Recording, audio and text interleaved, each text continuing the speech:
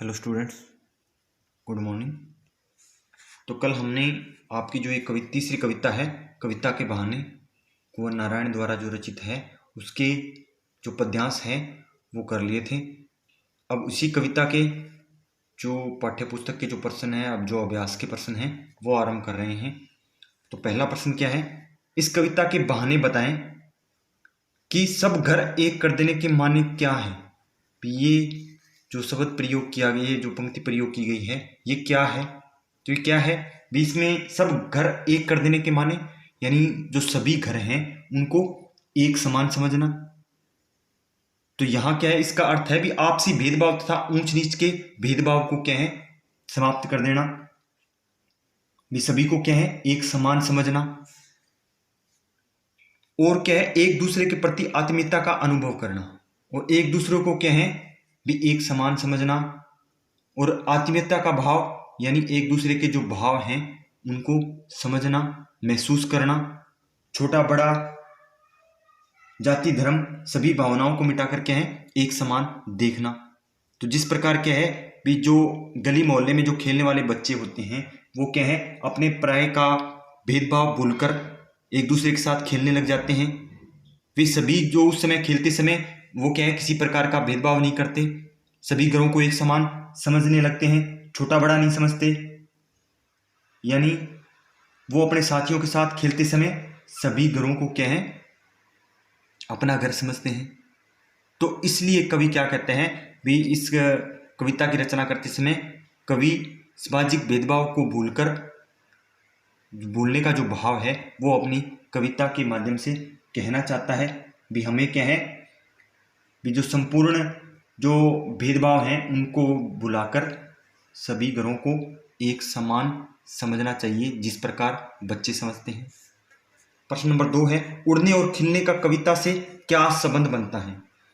इस कविता में 2 शब्द प्रयोग किए गए हैं, उड़ने और एक खिलने, जो आपका दूसरा शायद पद्यांश है उसमें प्रयोग किए गए हैं। तो इन दोनों का आपस में क्या संबंध है? तो उड़ने के लिए कवि ने जिस प्रकार जो कवि होता है वो कल्पना की उड़ान के माध्यम से उड़ता है, और एक खिलना किसका होता है? फूल के खिलने के लिए यहाँ प्रयोग किया गया है। तो उड़ना और खिलना क्या है? दोनों का आपस में बहुत गहरा संबंध है। जो कवि होता है वो क्या है? कल्पनाशील होता है। वो अपनी कल्पना के द्वारा जो कविता होती है वो कल्पना के द्वारा पुष्पित होती है। कल्पना के द्वारा उसमें क्या है? नए नए रंग या नए नए भावों की उत्पत्ति की जाती है। और कवि की जो उड़ान होती है वो क्या है? आपको मैंने पद्यांश में भी बताया था, जो कवि की जो उड़ान होती है कल्पना की, वो असीम होती है, उस सीमा से रहित होती है, वो कहीं भी जा सकती है, कभी न समाप्त होने वाली है। आगे वो क्या कहते हैं? जिस प्रकार फूल खिलकर अपनी सुगंध और रंग को क्या है? चारों ओर फैलाता है। जिस प्रकार उदाहरण दिया गया है, फूल के तुलना की गई है, जिस प्रकार एक फूल होता है वो भी अपनी क्या है? फूल खिलने के बाद जो अपनी सुगंध होती है या जो महक होती है उससे चारों ओर वो खुशबू प्रदान करता है। उसी प्रकार जो कवि होता है वो भी क्या है? अपने भावों के द्वारा पाठकों में क्या है? आनंद की अनुभूति कराता है। तो इस प्रकार फूल का खिलना क्या है? भी फूल का खिलना असीम होता है, एक निश्चित सीमा में होता है। वो निश्चित सीमा के बाद क्या है? फूल मुरझा जाता है।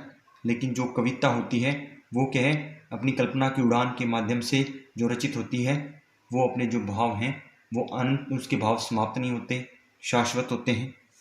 प्रश्न नंबर 3 है, कविता और बच्चे को समांतर रखने के क्या कारण हो सकते हैं? इसमें जो आपका अंतिम पद्यांश है उसमें कविता और बच्चे को दोनों को एक समान रखा गया है। तो इसके क्या कारण हो सकते हैं? तो क्या कारण हो सकते हैं?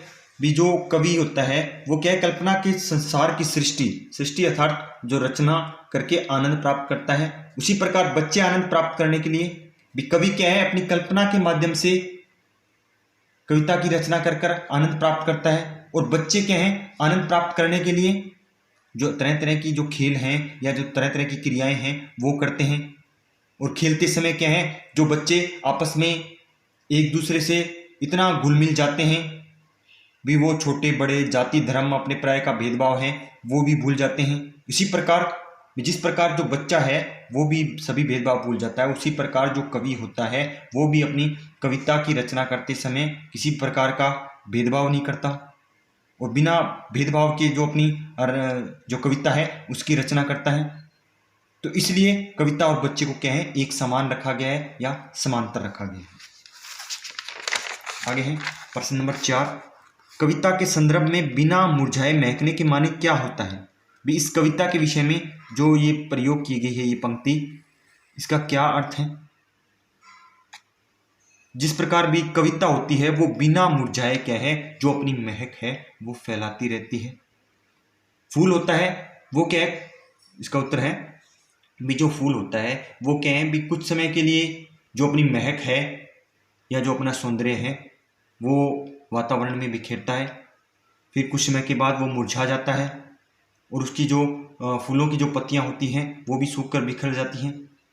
तुलना की गई है दोनों की। और लेकिन कविता एक क्या है, एक ऐसा फूल है जो कभी नहीं मुरझाता, बिना मुरझाए वो क्या है, जो अपनी महक है वो प्रदान करता रहता है। कभी न समाप्त होने वाले समय तक जो कविता के भाव हैं वो जीवित रहते हैं और अनंत काल तक, कभी न समाप्त होने वाले समय तक वो पाठकों को क्या है, आनंद प्रदान करती रहती है। भी आज भी हम क्या हैं भी ऐसे बहुत सा ऐसा साहित्य है या कविताएं हैं जिसको पढ़कर हम आज भी आनंद प्राप्त कर रहे हैं। इसलिए कविता के विषय में ये बात कही गई है कि बिना मुरझाए महकने के माने। ठीक है, तो इस तरह आपका होमवर्क यही रहेगा भी आपको ये जो चारों प्रश्न हैं वो आपको फेयर नोटबुक में अच्छी तरह लिखने हैं और अच्छी तरह आपको लर्न करने हैं।